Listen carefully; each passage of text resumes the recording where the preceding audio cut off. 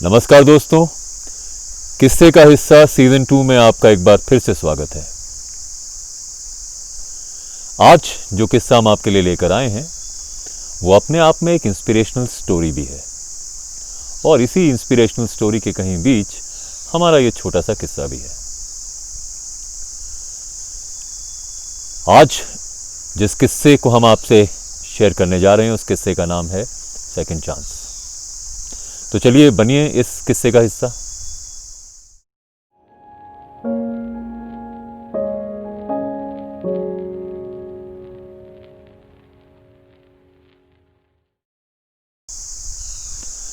साल 1993 Indian mountaineering foundation ने Everest के एक एक्सपीडिशन का ऐलान किया।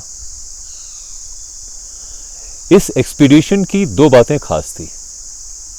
एक, इस एक्सपीडिशन में सभी महिलाएं शामिल होनी थी और दूसरा, ये जब एक्सपीडिशन खत्म हुआ तो इस एक्सपीडिशन ने बहुत सारे वर्ल्ड रिकॉर्ड भी बनाए।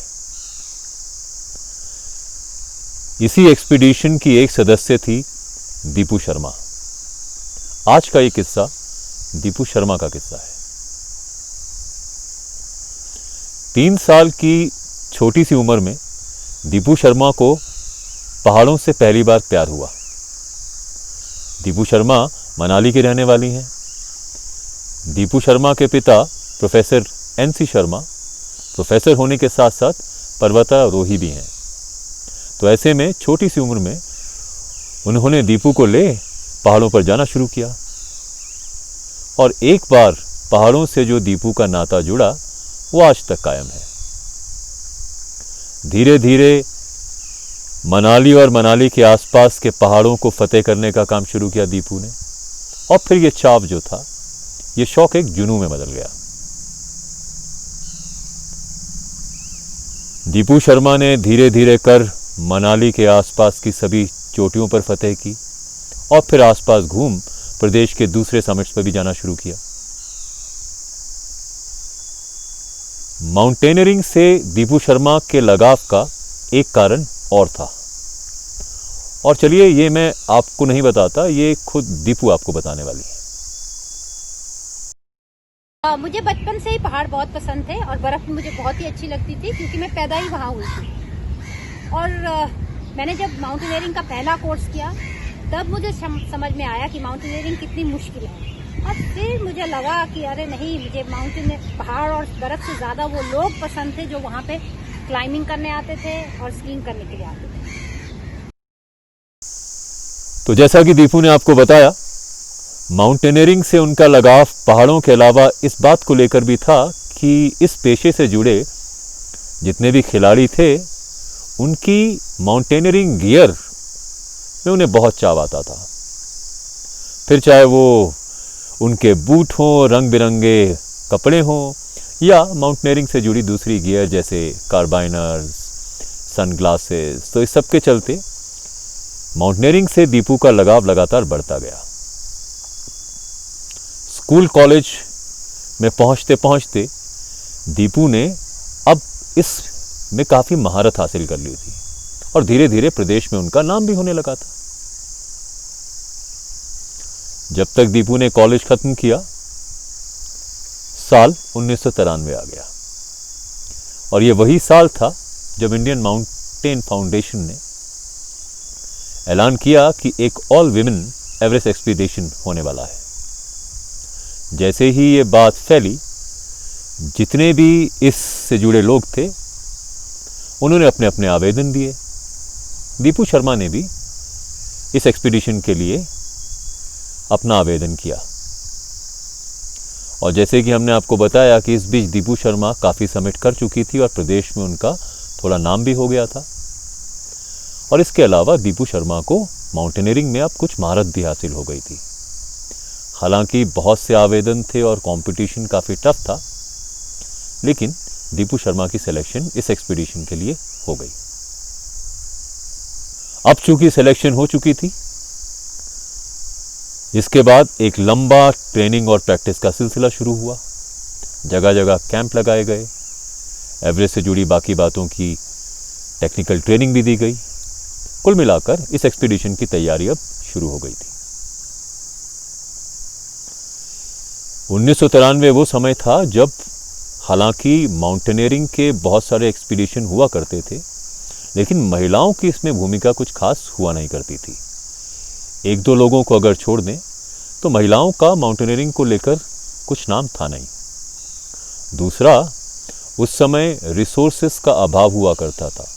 हालांकि इस एक्सपीडिशन को मिनिस्ट्री ऑफ यूथ अफेयर और स्पोर्ट्स ने स्पॉन्सर किया था, लेकिन फंडिंग फिर भी कम थी। अगर आज की बात करें तो एवरेस्ट पर जाना आज एक टूरिज्म की तरह हो गया है। खास तौर पर अगर एवरेस्ट बेस कैंप की बात करें तो बेस कैंप तो एक टूरिस्ट स्पॉट हो चला है। जैसे आप दूसरे स्थानों पर घूमने जाते हैं, आजकल लोग एवरेस्ट बेस कैंप की तरफ भी जाते हैं। लेकिन 1993 में ये सब नहीं था। रिसोर्सेज भी लिमिटेड थे और एवरेस्ट तक पहुंचने का सफर काफी दुर्गम था।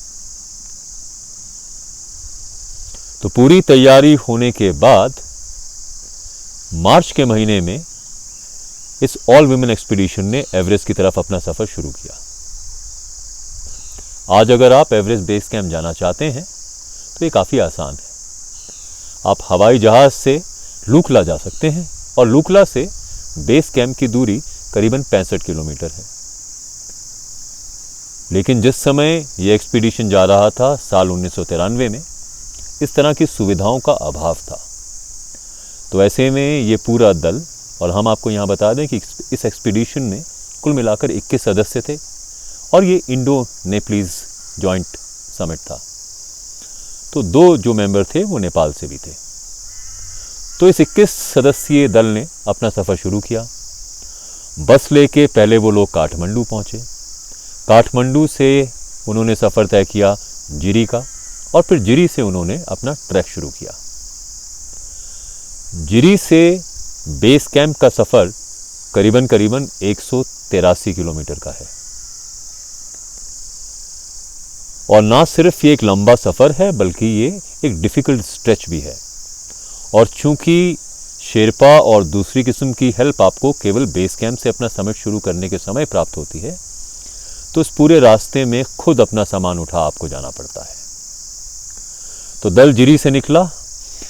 जिरी से दिंगबोचे होते हुए, गोरखपेट, काला पत्थर होते हुए बेस कैंप पहुंचे। इस सब को करते हुए उन्हें तकरीबन 24 दिन का समय लगा। इस बात से अंदाज़ा लग जाता है कि अगर 180 किलोमीटर के स्ट्रेच में आपको 24 दिन का समय लगे तो ये काफ़ी डिफ़िकल्ट स्ट्रेच होगा। और फिर जहां जिरी करीबन 9000 फीट की ऊंचाई पर है, वहीं एवरेस्ट का बेस कैंप जो है वो 17,598 फीट पर है। तो ना सिर्फ सफ़र दुर्गम है बल्कि दूसरी किस्म की चुनौतियां भी हैं। यहाँ पर आपको क्लाइमेट से भी लड़ना पड़ता है। एक्लिमेटाइजेशन आपके लिए बहुत ज़रूरी है क्योंकि जिस तरह का वातावरण है वहाँ ऑक्सीजन की कमी भी है। तो ये सब करते हुए दल अब बेस कैंप पहुँच चुका था।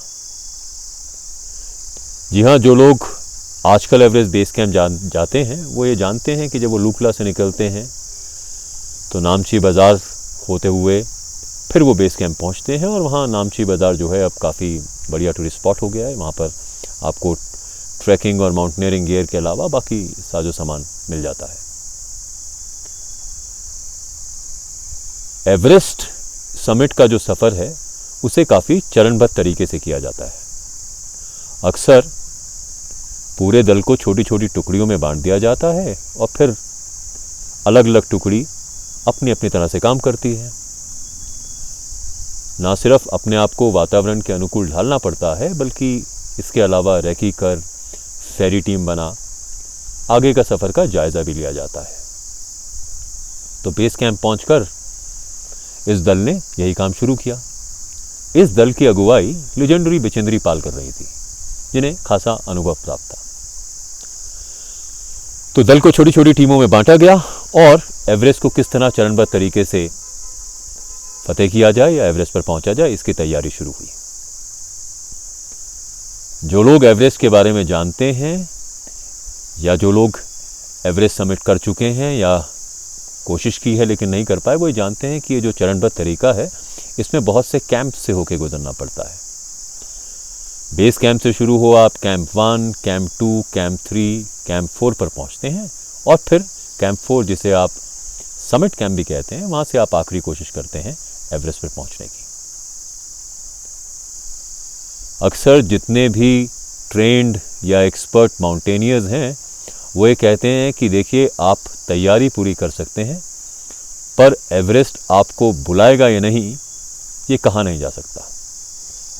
आपको अपनी तरफ से पूरी तैयारी करके चलना है, लेकिन किस तरह का वातावरण रहेगा, किस तरह की परिस्थितियां रहेंगी, इसके बारे में कुछ कहा नहीं जा सकता। दूसरा, आपको अपने रिसोर्सेस को भी बहुत ही ऑप्टिमली इस्तेमाल करना पड़ता है। कुल मिलाकर आपको 3 से 4 ऑक्सीजन सिलेंडर मिलते हैं, ना तो इससे ज़्यादा बोझ आप कैरी कर सकते हैं और ना ही अवेलेबिलिटी रहती है। और हर सिलेंडर में 3 से 4 केजी गैस रहती है या ऑक्सीजन रहती है। तरीका ये रहता है कि आप अपने साथ सिलेंडर लेकर चलते हैं और फिर आधा खर्च कर सिलेंडर को वहीं पे छोड़ देते हैं ताकि वापसी के समय आपको ऑक्सीजन की अगर कमी महसूस हो तो आप इस ऑक्सीजन सिलेंडर का उपयोग कर पाएं। तो ये काफ़ी सिस्टमैटिक अप्रोच है। आज जिस तरह के इक्विपमेंट्स मौजूद हैं या जिस तरह की गियर है वो बहुत ही सोफिस्टिकेटेड है जो हर तरह के वातावरण को झेल जाती है। उस समय ऐसा नहीं था। दीपू ने बताया कि कपड़ों के नाम पे भी हम 1, 2, 3, 4, 5 लेयरिंग करके चलते थे, जिसमें घर से बुने स्वेटर भी रहते थे, कुछ एक जैकेट्स भी रहती थी। इसके अलावा हमारा जो ऑक्सीजन मास्क होता था वो भी बहुत ही सोफिस्टिकेटेड नहीं रहता था।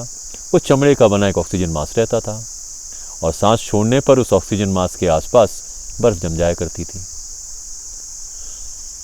पर इन सब परिस्थितियों के बारे में ना सोचते हुए, इन सब हालातों के बारे में ना सोचते हुए जब आप समिट पे जाने की बात सोचते हैं तो ये सारी बातें बेमानी हो जाती हैं।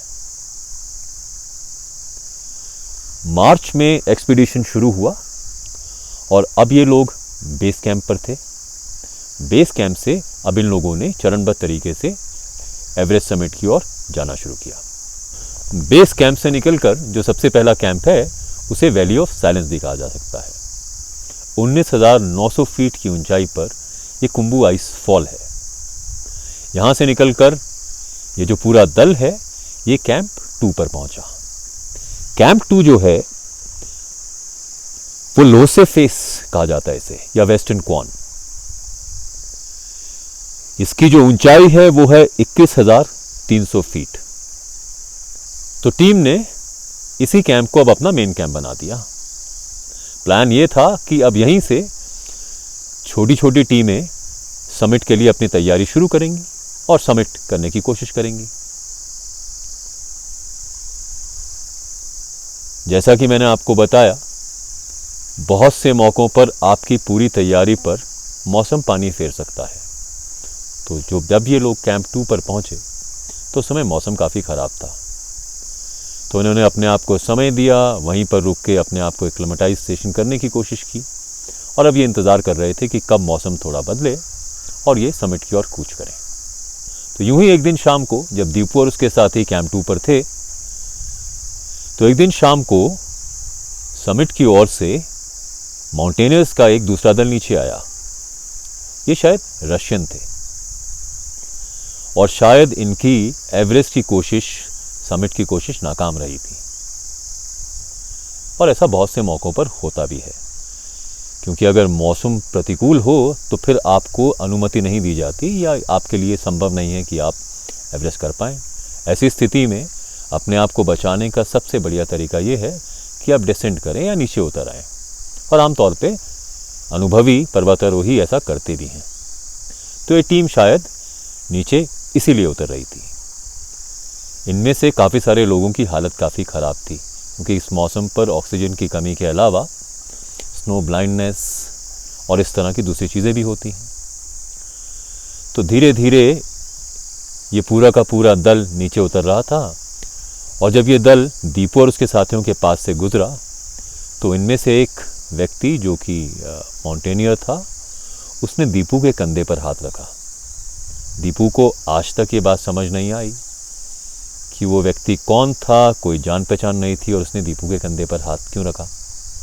पर फिर उसने दीपू को धीरे से बोला और शायद जितनी अंग्रेज़ी उसने कही और जितना दीपू को समझ आया, मामला ये था कि उसने कहा कि मुझे ऐसा लग रहा है कि एवरेस्ट की चोटी तुम्हें बुला रही है। दीपू उसकी ये बात सुन हैरान हो गई, क्योंकि वो जिस ग्रुप में बैठी थी उसके साथ उसके दूसरे साथी भी थे, लेकिन इस रशियन माउंटेनियर ने केवल दीपू से ये बात कही।